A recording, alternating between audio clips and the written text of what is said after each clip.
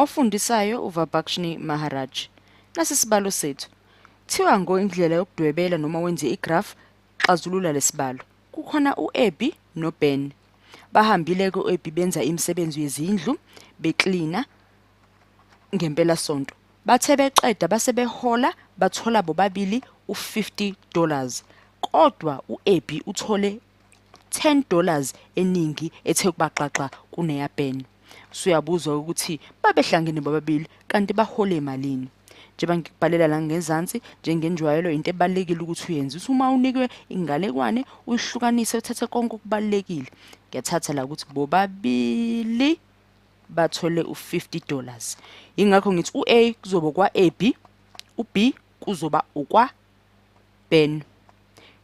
Siyazi ukuthi ke esikuphiwe kuthiwe uA plus B u50. Ngani ngoba uEbby buhlanganisa noBen bathole u$50 wamadola egcineni.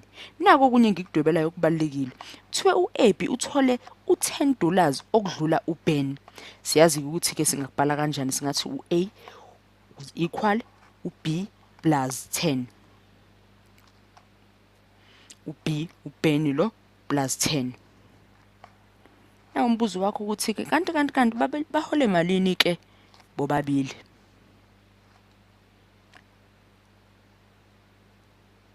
Singaqala ke sidwebe ama axes ethu noma y axes ethu.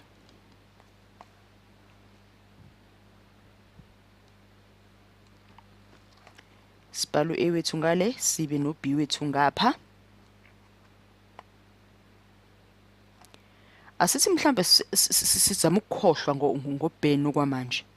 Asithathe indaba ya Ebby. Asithi sizothi uA wa AB. Awuthi ngiqale ngisibhale njengoba sinjalo isibalo la. Kuhleke sengisibhalela njengoba sinjalo. Ngizothi ngisusa uBen. Awuthi ngithi ukukhohlwa ngoBen ingakho so divide ngayo susa ngayo. Okuzosiphani. Okuzosipha ukuthi uA usunjani manje equal minus B plus u50. Okusipha into enjengani ke manje? Awuthi ukudwebela imigqa yethu la siyoxhuma khona inombolo zethu. So thatha ngokuthi mhlambe o10, 20, 30, 40, $50 lapha ekugcineni ngoba siyazi ukuthi sisebenza ngenamba noma ngemali egcina ku$50. Siyazi ukuthi vele la sizofinyelela khona u$50 sisebenza ngawo.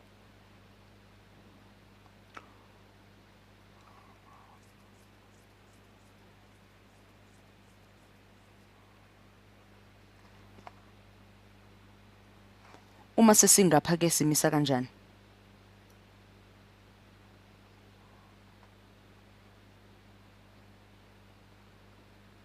Asifake la kuma axes zethu nathi inombolo ukuze basixhuma.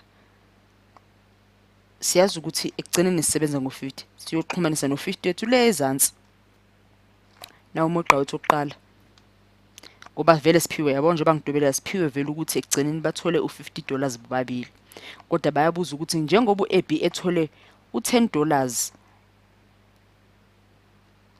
omningana neya Ben kanti bobabili bathole malini? Asimbhale la Ebby kuthiwe uthole bani?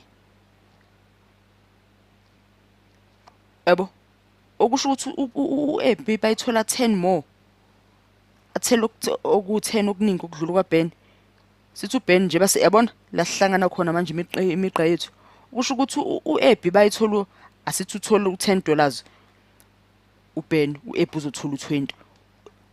Ben athola u20, uEbby uzothola u30. Kanjalo eya Ebby i$10 more.